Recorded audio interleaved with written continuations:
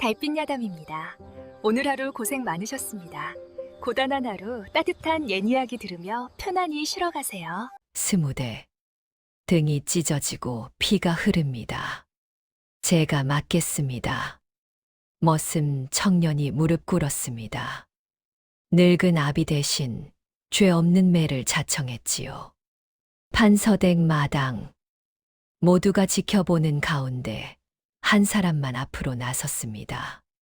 자신의 피가 자신의 이마에 박힌 점 하나가 모든 것을 뒤집으리라는 것을 그 누구도 몰랐습니다. 산파 하나가 은자 열량의 두 갓난아이를 바꿔치기 했다는 것을. 머슴의 아들이 도련님 되고 도련님이 머슴 되어 자란 지 이미 25해. 이제 그 비밀이 깨어납니다. 옛날 옛적 한양 근교의 한 집성촌에 판서댁이 하나 있었습니다. 기와 지붕이 겹겹이 이어진 그 집은 마을에서 가장 크고 화려했지요. 대문 앞을 지나는 이들은 고개를 숙이며 부러움과 경외를 함께 품었습니다. 하지만 화려한 기와 아래엔 언제나 그늘이 드리워지는 법이지요. 행랑채 구석 볕 한 줌 들지 않는 곳에 머슴들이 모여 살았습니다. 그들은 새벽부터 밤까지 땀을 흘렸지만 밥상에 오르는 건 고작 보리밥 한 그릇과 된장 한 숟가락뿐이었지요. 판서댁의 부와 명예는 이렇게 보이지 않는 이들의 등 위에 세워진 것이었습니다. 그 행랑채의 돌쇠라는 머슴이 살고 있었습니다. 25 청년이었지만 그의 손은 이미 나무 껍질처럼 거칠었지요. 매일 아침동이 트기 전에 일어나 마구간을 쓸고 밤이 깊어서야 잠자리에 들었습니다. 돌쇠의 얼굴은 수수했지만 눈빛만큼은 맑은 샘물처럼 깨끗했습니다. 돌쇠야, 오늘도 수고했다. 늙은 아버지 득보가 어깨를 두드릴 때마다 돌쇠는 환하게 웃으며 대답했지요. 아버님, 이만한 게 무슨 수고입니까? 판서님 댁에서 일할 수 있는 것만 해도 복이지요. 매질과 멸시 속에서도 말 한마디 거칠지 않았습니다. 동료 머슴들이 주인집 뒷담화를 할 때도 돌쇠만은 묵묵히 자리를 피했지요. 온화함과 인내, 그것이 돌쇠라는 사람을 지탱하는 두 기둥이었습니다. 돌쇠의 아버지 득보는 이미 60을 넘긴 늙은 머슴이었습니다. 허리는 구부러졌지만 아들을 바라보는 눈빛만큼은 언제나 따뜻했지요. 두 부자는 좁은 행랑채 한 칸을 나눠 쓰며 서로를 의지했습니다. 반면 판서댁의 도련님 현종은 돌쇠와 같은 나이였지만 전혀 다른 세상을 살았습니다. 비단 옷을 걸치고 백마를 타며 하인들을 손가락 하나로 부렸지요. 그의 입에서 나오는 말은 언제나 거칠고 오만했습니다. 이놈들 제대로 못하면 매부터 맞고 시작할 줄 알아라. 그런 현종을 멀리서 바라보는 이가 있었으니 바로 여종 소매였습니다. 안채에서 바느질을 하는 소매는 돌쇠와 어릴 적부터 알고 지낸 사이였지요. 해가 뉘엿뉘엿 넘어가던 어느 저녁이었습니다. 돌쇠와 득보는 행랑채 마루에 나란히 앉아 저녁상을 받았지요. 보리밥 한 그릇, 조기 한 마리, 겉절이, 엿조각이 전부였지만 두 부자의 얼굴엔 웃음이 가득했습니다. 아버님, 이 조기 살이 통통하네요. 오늘은 큰 상 받으셨습니까? 허허, 안채 마님께서 내려주신 게야.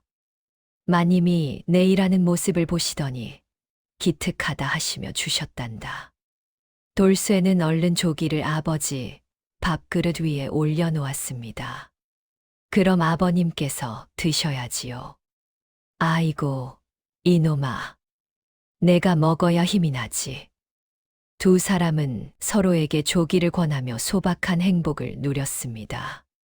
바람은 서늘했지만 행랑채 작은 방에는 정겨운 온기가 가득했지요.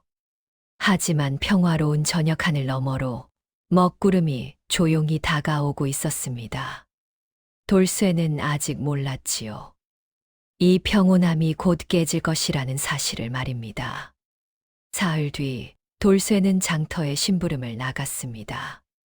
판서댁에서 쓸 쌀과 장작을 사오라는 분부였지요. 돌쇠는 지게를 지고 부지런히 걸음을 옮겼습니다. 장터 한가운데서 갑자기 비명소리가 들렸습니다. 아이고, 이게 무슨 짓이야. 늙은 노파가 땅바닥에 넘어져 있었고 그 앞에는 백마를 탄 현종이 서 있었지요. 길을 막아서고 있으니 치운 것뿐이다. 천한 것들이 양반님 행차를 방해하다니. 현종은 채찍으로 노파가 쏟아놓은 나무를 휘저으며 비웃었습니다. 돌쇠는 재빨리 다가가 노파를 일으켜 세웠습니다. 할머니, 괜찮으십니까? 고맙구나, 젊은이. 현종은 그 모습을 보더니 차가운 눈빛으로 돌쇠를 노려보았습니다. 머슴 주제의 주인 앞을 가로막느냐? 그날 장터에서 벌어진 작은 선택이 큰 운명의 시작이 되리라곤 아무도 몰랐습니다. 돌쇠는 고개를 깊이 숙였습니다. 죄송하옵니다, 도련님. 다만 할머니께서 다치신 것 같아 그저. 시끄럽다. 내 주제에 누굴 도우려 드느냐? 현종의 채찍이 공중에서 한 바퀴 휘둘러졌습니다. 돌쇠는 그대로 맞을 각오를 했지요. 하지만 채찍은 돌쇠의 발치 글바닥만 때렸습니다. 오늘은 장터에 사람이 많으니 봐주마. 하지만 다음엔 각오해라. 현종은 말머리를 돌려 유유히 사라졌습니다. 돌쇠는 주먹을 꽉 쥐었다가 천천히 펴냈습니다. 억울함이 목까지 차올랐지만 그는 그것을 삼켜야 했지요. 참는 것도 머슴의 도리다. 스스로를 다독이며 고개를 숙였습니다. 노파는 떨리는 손으로 돌쇠의 팔을 잡았습니다.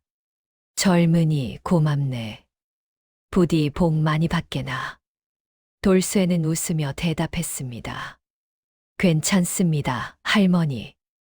부디 다치지 않도록 조심하십시오. 지게를 다시 짊어진 돌쇠의 등은 굽었지만 그의 마음만큼은 꺾이지 않았습니다. 판서댁으로 돌아가는 길목에서 돌쇠는 한 스님과 마주쳤습니다. 낡은 장삼을 걸친 스님은 지팡이를 짚고 천천히 걸어오고 있었지요. 얼굴엔 주름이 가득했지만 눈빛만큼은 깊고 맑았습니다. 시주 하나 주시겠습니까? 돌쇠는 잠시 망설였습니다. 지게에 실린 쌀은 판서대 것이었고 주머니엔 한 푼도 없었지요. 하지만 스님의 구부정한 등과 해진 신발을 보니 그냥 지나칠 수가 없었습니다. 스님, 제게는 돈이 없지만. 돌쇠는 지게에서 쌀자루 하나를 내려 스님께 건넸습니다. 이것이라도 받아주십시오. 스님은 놀란 듯 돌쇠를 바라보았습니다. 이 쌀은 주인집 것이 아니냐? 그렇습니다. 하지만 제가 굶어서라도 보충하겠습니다. 스님은 한참 동안 돌쇠의 얼굴을 들여다보았습니다. 그러더니 고개를 끄덕이며 쌀을 받았지요. 시주, 고맙네. 그런데 스님은 돌쇠의 눈을 깊이 들여다보며 말했습니다. 종이 옷을 입었을 뿐 팔자는 다르구나. 곧 알게 될 것이네. 무슨 뜻인지 알 수 없었지만 돌쇠의 가슴 속에는 묘한 설렘이 일었습니다. 판서댁으로 돌아온 돌쇠는 관리인에게 장작과 쌀을 내놓았습니다. 관리인은 쌀자루를 세어보더니 눈썹을 찌푸렸습니다. 이놈, 쌀자루가 하나 모자라지 않느냐? 죄송합니다. 길에서 굶주린 스님을 만나 한 자루를 시주했습니다. 뭐, 주인집 것을 제 마음대로? 관리인의 호통 소리에 행랑채 사람들이 모두 모여들었습니다. 돌쇠는 무릎을 꿇었습니다. 제 밥을 굶어서라도 채우겠습니다. 부디 용서해 주십시오. 관리인은 매를 들려고 했으나 마침 안채에서 나온 판서 부인이 그 광경을 보았습니다. 무슨 일이냐? 관리인이 사정을 설명하자 부인은 잠시 생각에 잠겼습니다. 머슴 주제의 주인집 재물을 함부로 쓴 것은 잘못이다. 하지만 부인은 돌쇠의 얼굴을 보았습니다. 고개는 숙였지만 떨리지 않는 어깨, 맑은 눈빛이 부인의 마음을 움직였지요. 스님께 베푼 선행이니 용서해 주마. 대신 쌀 한 자루를 내려주겠다. 돌쇠는 깊이 절을 올렸습니다. 그날 저녁 돌쇠는 부인이 내려준 쌀자루를 받아 행랑채로 돌아왔습니다. 득보는 아들을 보며 안도의 한숨을 쉬었습니다. 아이고, 매를 맞을 줄 알았는데 다행이구나. 아버님, 부인 마님께서 자비로우신 분이십니다. 두 부자는 쌀자루를 들고 기쁜 마음으로 방으로 들어갔습니다. 하지만 이 모습을 멀리서 지켜보는 이가 있었으니 바로 현종이었습니다. 머슴 주제의 부인 마님의 총애를 받다니 현종의 입가에 비웃음이 번졌습니다. 다음 날 새벽 돌쇠가 쌀자루를 열어보니 이상한 냄새가 났습니다. 자세히 살펴보니 쌀 속에 흙이 섞여 있었지요. 누군가 일부러 자루를 풀고 흙을 섞어 놓은 것이었습니다. 득보가 깜짝 놀라며 말했습니다. 이걸 어쩌지? 부인 마님께서 주신 쌀인데. 돌쇠는 조용히 쌀을 이리리 씻어내기 시작했습니다. 괜찮습니다, 아버님. 천천히 씻으면 됩니다. 그 순간 창밖에서 낄낄거리는 웃음소리가 들렸습니다. 돌쇠는 고개를 들었지만 이미 그림자는 사라진 뒤였지요. 마음속에 처음으로 분노가 싹 텄습니다. 하지만 돌쇠는 그것마저 삼켜야 했습니다. 며칠이 지난 어느 날, 돌쇠는 안채 뒤뜰에서 소매와 마주쳤습니다. 소매는 빨랫감을 들고 우물가로 가는 중이었지요. 돌쇠가 물지개를 메고 지나가자 소매가 조용히 말을 건넸습니다. 돌쇠, 조심해야 해. 무슨 말씀이신지. 소매는 주위를 살피며 목소리를 낮췄습니다. 도련님께서 자네를 곱게 보지 않으셔. 부인 마님께서 자네를 칭찬하시는 걸 듣고 몹시 불쾌해하셨어. 돌쇠는 고개를 저었습니다. 저는 제 일만 할 뿐입니다. 도련님께 잘못될 일이 없을 텐데요. 그게 문제야. 자네가 아무 잘못이 없어도 도련님은 자네가 눈에 거슬리신다고 하셔. 소매의 눈빛에는 걱정이 가득했습니다. 돌쇠와 소매는 어릴 적부터 행랑채에서 함께 자란 사이였지요.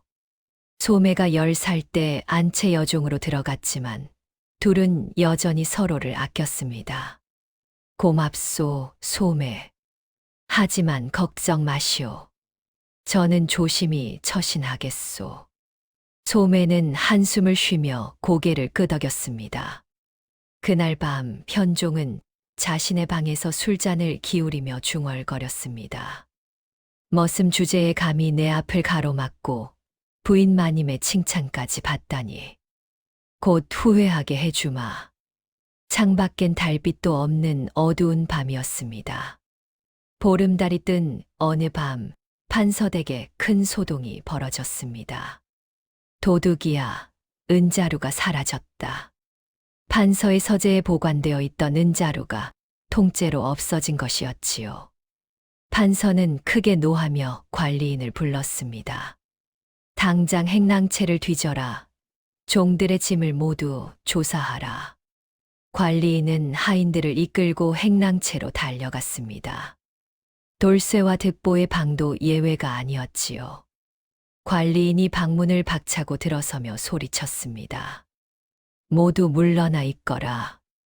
짐을 뒤지던 관리인은 곧 득보의 이불 속에서 은자루 하나를 발견했습니다. 이게 뭐냐? 득보는 얼굴이 하얗게 질렸습니다. 아닙니다. 저는 모르는 일입니다. 변명은 판서님 앞에서 해라. 득보는 끌려나갔고 돌쇠도 함께 안채로 불려갔습니다. 판서는 녹이 가득한 얼굴로 득보를 노려보았습니다. 감히 주인의 은을 훔치다니 당장 매를 쳐라. 하인들이 몽둥이를 들고 다가왔습니다. 득보는 이미 60이 넘은 노인이었지요. 그 나이에 매를 맞으면 목숨이 위태로울 터였습니다. 바로 그때 돌쇠가 앞으로 나섰습니다. 판서님, 잠깐만 기다려 주십시오. 돌쇠는 무릎을 꿇으며 소리쳤습니다. 판서님, 제가 맡겠습니다. 판서가 눈살을 찌푸렸습니다. 무슨 소리냐? 도둑은 내 애비인데. 아버님은 늙으셨습니다. 매를 맞으면 목숨을 잃을 것입니다. 제가 대신 맡겠습니다. 득보가 급히 소리쳤습니다. 안 된다, 돌쇠야. 내가 왜 죄 없는 매를 맞느냐? 하지만 돌쇠는 이미 결심한 얼굴이었습니다. 아버님, 괜찮습니다. 저는 젊으니 견딜 수 있습니다. 판서는 잠시 생각하더니 고개를 끄덕였습니다. 좋다. 효성이 지극하구나. 그럼 내가 대신 맞아라. 20대를 쳐라. 하인이 몽둥이를 들어 올렸습니다. 첫 번째 매가 등을 후려쳤을 때 돌쇠는 이를 악물었습니다. 두 번째, 세 번째. 매가 내려칠 때마다 살갗이 터지고 피가 흘러내렸지요. 득보는 눈물을 흘리며 애원했습니다. 제발 그만두시오. 제가 잘못했습니다. 10번째 매가 떨어졌을 때 돌쇠의 등은 이미 피로 물들어 있었습니다. 그 순간 구석에 서 있던 현종의 입가에 미소가 번졌습니다. 아무도 그 미소를 눈치채지 못했지요. 20번째 매가 떨어지고 돌쇠는 그대로 바닥에 쓰러졌습니다. 돌쇠는 행랑채로 옮겨져 이불 위에 누웠습니다. 등은 찢어지고 피는 멈추지 않았지요. 소매가 약초를 다려와서 상처를 씻어 주었습니다. 돌쇠, 정신 차려. 버텨야 해. 득보는 아들의 머리맡에서 눈물을 흘렸습니다. 미안하다, 돌쇠야. 다 내 탓이다. 아니에요, 아버님. 괜찮습니다. 돌쇠는 미소 지으려 했지만 고통의 얼굴이 일그러졌습니다. 밤이 깊어지고 소매가 물러간 뒤 득보는 떨리는 손으로 돌쇠의 손을 잡았습니다. 돌쇠야, 내가 너에게 할 말이 있다. 무슨 말씀이신지요? 득보의 입술이 파르르 떨렸습니다. 오랜 세월 가슴속에 묻어둔 비밀이 이제 터져 나오려 했지요. 너는 내 진짜 아들이 아니다. 돌쇠의 눈이 커졌습니다. 뭐라고요? 너는 이 집의 진짜 아들이다. 득보의 목소리는 더 이상 나오지 않았습니다. 그저 눈물만 주르르 흘러내렸지요. 돌쇠는 숨이 막혔습니다. 아버지의 말이 무슨 뜻인지 이해할 수가 없었습니다. 아버님, 그게 무슨... 들어라, 돌쇠야. 이제 모든 걸 말해주마. 득보는 떨리는 목소리로 이야기를 시작했습니다. 20해 전 너와 도련님은 같은 날 태어났다. 나는 그때 이 집 마당쇠였고 판서님의 부인 마님께서 산기가 있어 산파를 불렀지. 득보의 눈에서 눈물이 흘러내렸습니다. 그런데 산파가 마님께 아들이 죽었다고 거짓으로 아뢰었단다. 그리고는 내게 와서 말했지. 내 아들과 마님의 아들을 바꿔치기 하자고. 돌쇠는 숨을 삼켰습니다. 산파는 내게 은자 10냥을 주었다. 가난한 머슴에겐 큰 돈이었지. 나는 욕심에 눈이 멀어 그 제안을 받아들였단다. 그럼 저는, 그래, 너는 판서님의 치아들이다. 그리고 지금 안채에 있는 현종 도련님은 내 진짜 아들이란다. 방 안이 조용해졌습니다. 촛불만이 흔들리며 그림자를 드리웠지요. 산파는 나비와 꽃이 수놓인 포대기에 너를 싸서 내게 주었다. 그 포대기를 증표로 남겨두라고 했지. 나는 그것을 장롱 밑에 숨겨두었단다. 돌쇠의 머릿속이 하얗게 변했습니다. 자신이 머슴이 아니라 양반의 자식이라니. 그리고 자신을 괴롭힌 현종이 사실은 머슴의 아들이라니. 세상이 뒤집히는 순간이었습니다. 돌쇠는 한참 동안 말을 잊지 못했습니다. 그럼 지금껏 제가 살아온 이 모든 게 거짓이었단 말입니까? 득보는 고개를 끄덕였습니다. 미안하다, 돌쇠야. 나는 욕심 때문에 너의 운명을 빼앗았다. 너는 비단옷을 입고 글을 배워야 할 아이였는데, 내가 너를 머슴으로 만들어 버렸구나. 돌쇠는 천천히 일어나 앉았습니다.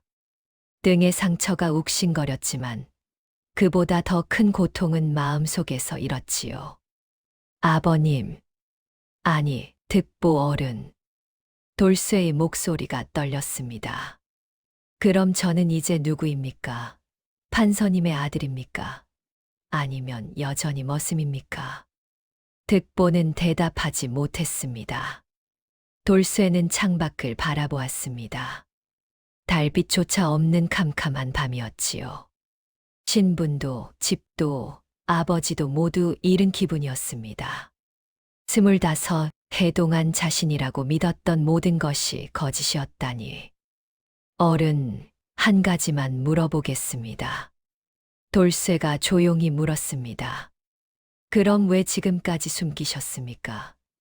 왜 이제야 말씀하시는 겁니까? 득보는 고개를 떨구었습니다. 나는 겁이 났다.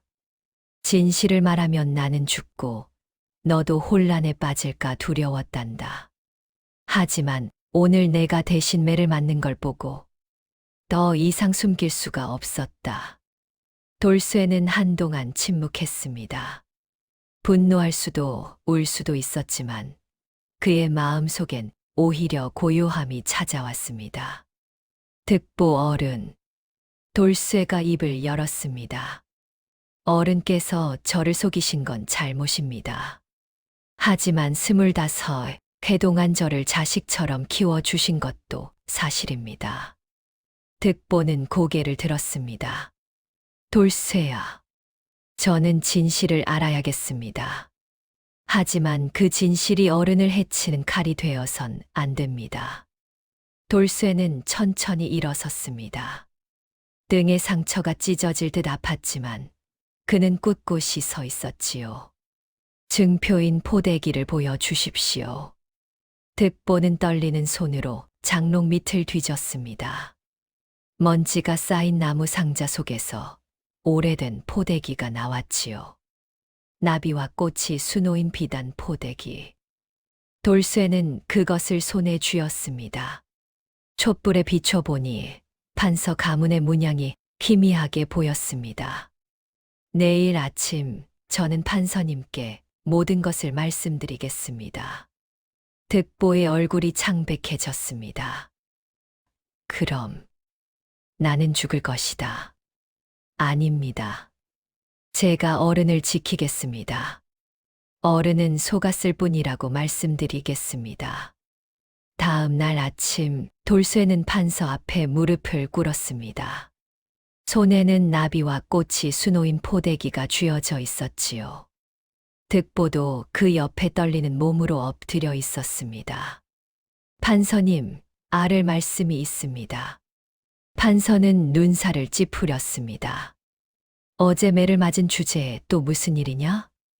돌쇠는 포대기를 펼쳐 보였습니다. 이것을 보아 주십시오. 판서의 눈이 커졌습니다. 포대기에 새겨진 가문의 문양을 알아본 것이지요. 이것이 어디서 났느냐? 득보가 떨리는 목소리로 입을 열었습니다. 판서님, 용서하십시오.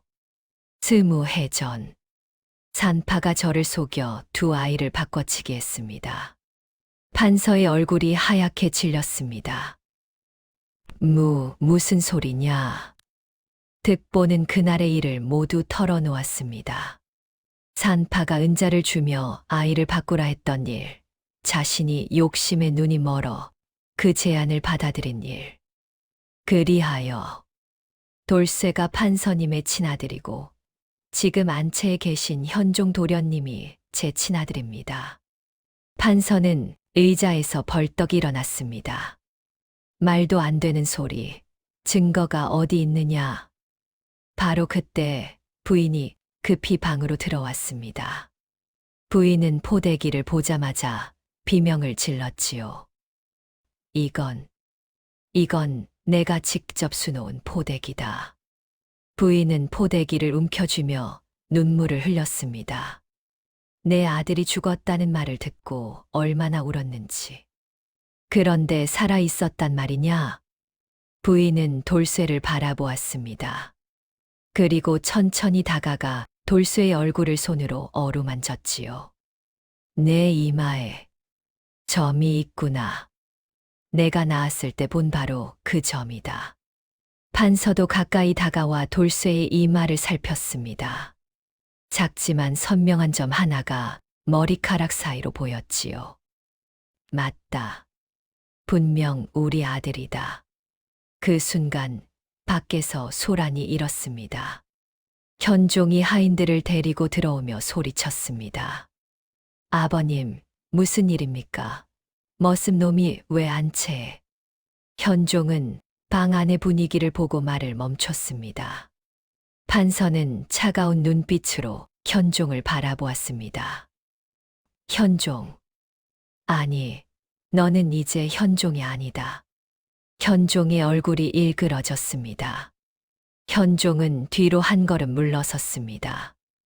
무슨 말씀이십니까? 판서는 포대기를 들어 보이며 차갑게 말했습니다. 너는 내 아들이 아니다. 돌쇠가 내 진짜 아들이다. 현종의 얼굴에서 핏기가 싹 가셨습니다. 말도 안 됩니다. 제가 도련님인데 머슴 따위가 어떻게. 닥쳐라. 판서의 호통에 현종은 입을 다물었습니다. 20해 동안 내 자식인 줄 알고 너를 키웠건만 내가 한 짓이 무엇이냐? 종들을 괴롭히고 장터에서 노파를 넘어뜨리고 심지어 어제는. 판서는 잠시 말을 멈추더니 관리인을 돌아보았습니다. 관리인, 내가 어제 은자루를 찾은 곳이 정확히 어디였느냐? 득보의 이불속이었습니다. 그 방에 다른 사람이 들어간 흔적은 없었느냐? 관리인은 잠시 생각하더니 대답했습니다. 그러고 보니 창문이 열려 있었습니다. 평소엔 닫혀 있는 창문인데 말입니다. 판서의 눈빛이 날카로워졌습니다. 현종, 은을 훔친 것도 너였구나. 그리고 득보의 방에 몰래 넣은 것도. 현종은 고개를 저으며 부인했습니다. 아닙니다. 저는 모릅니다. 하지만 그의 떨리는 눈빛이 모든 것을 말해주고 있었습니다. 부인이 눈물을 흘리며 말했습니다. 어쩌면 좋아요. 25해 동안 내 아들을 머슴으로 살게 하다니. 부인은 돌쇠의 손을 꼭 잡았습니다. 미안하구나, 아가. 어미가 너를 몰라봐서 미안하다. 돌쇠는 당황한 얼굴로 고개를 숙였습니다. 판서는 현종을 가리키며 차갑게 명했습니다. 당장 이놈을 행랑채로 쫓아내라. 그리고 득보도 함께 내쫓아라. 하지만 돌쇠가 앞으로 나서며 말했습니다. 판서님, 잠깐만 기다려 주십시오. 판서가 놀란 눈으로 돌쇠를 바라보았습니다. 무슨 말이냐? 득보 어른을 내쫓지 말아 주십시오. 어른은 속은 것뿐입니다. 산파가 은자를 주며 꾀어낸 것이지요. 돌쇠는 무릎을 꿇었습니다. 그리고 현종도 용서해 주십시오. 모두가 놀라 돌쇠를 바라보았습니다. 특히 현종은 믿을 수 없다는 표정이었지요. 내가 지금 무슨 말을 하는 것이냐? 저놈이 너를 얼마나 괴롭혔는데. 돌쇠는 고개를 들어 현종을 바라보았습니다. 현종은 잘못된 자리에서 자랐을 뿐입니다. 만약 제가 그 자리에 있었다면 저도 교만해졌을지 모릅니다. 돌쇠의 맑은 눈빛에 현종은 고개를 떨구었습니다. 판서는 한참을 생각하더니 한숨을 쉬었습니다. 내 마음이 그렇다면 득보는 이 집에 남겨두마. 하지만 현종, 너는 지금부터 머슴으로 일해야 할 것이다. 현종은 떨리는 목소리로 물었습니다. 그럼 저는 쫓겨나지 않는 겁니까? 돌쇠가 너를 살려주었다. 고마워해라. 그날부터 판서댁에는 새로운 질서가 자리 잡았습니다. 돌쇠는 양반의 옷을 입고 사랑채로 거처를 옮겼지요. 하지만 그는 여전히 행랑채 사람들에게 다정했고 현종에게도 냉정하게 대하지 않았습니다. 석 달이 흘렀습니다. 돌쇠는 이제 판서의 아들로서 글을 배우고 예절을 익혔지요. 하지만 그의 마음만큼은 여전히 머슴이었던 시절 그대로였습니다. 어느 봄날 저녁 돌쇠는 뒤뜰 연못가를 거닐고 있었습니다. 그때 소매가 빨래를 들고 지나가는 것이 보였지요. 돌쇠는 반갑게 손을 흔들었습니다. 소매. 소매는 깜짝 놀라 고개를 숙였습니다. 도련님, 이제는 함부로 부르시면 안 됩니다. 무슨 소리요? 나는 여전히 돌쇠요. 돌쇠가 다가가 소매의 손을 잡았습니다. 소매는 얼굴이 빨개지며 주위를 살폈지요. 도련님, 누가 보면 어쩌려고. 괜찮소. 나는 이미 아버님께 말씀드렸소. 소매와 혼인하고 싶다고. 소매의 눈이 커졌습니다. 네. 신분이 바뀌었어도 내 마음은 그대로요. 소매, 나와 함께 해주겠소. 소매는 눈물을 글썽이며 고개를 끄덕였습니다. 한편 행랑채에서는 현종이 마구간을 쓸고 있었습니다. 처음엔 원망과 분노로 가득했지만 시간이 지나며 그도 변하기 시작했지요. 땀 흘려 일하는 것이 이렇게 힘든 줄 처음 알았습니다. 득보는 그런 현종을 묵묵히 도왔습니다. 천천히 하거라. 처음엔 다들 서툰 법이다. 현종은 고개를 들어 득보를 바라보았습니다. 아버, 득보 어른, 뭐냐? 제가 정말 죄송합니다. 득보는 현종의 어깨를 토닥였습니다. 그날 밤 맑은 물가에서 손을 맞잡은 돌쇠와 소매. 팔자는 바뀌었되 사랑은 처음 그대로였습니다. 옛말에 이런 말이 있습니다. 신부는 바뀔 수 있어도 사람의 마음은 속일 수 없다고 말이지요. 진실은 언젠가 드러나고 선한 마음은 반드시 복으로 돌아온다는 가르침이었습니다. 다음 영상을 빠르게 만나보시려면 좋아요와 구독을 눌러주세요. 그럼 더 재미있는 영상으로 찾아뵙겠습니다. 모두 행복한 하루 보내세요.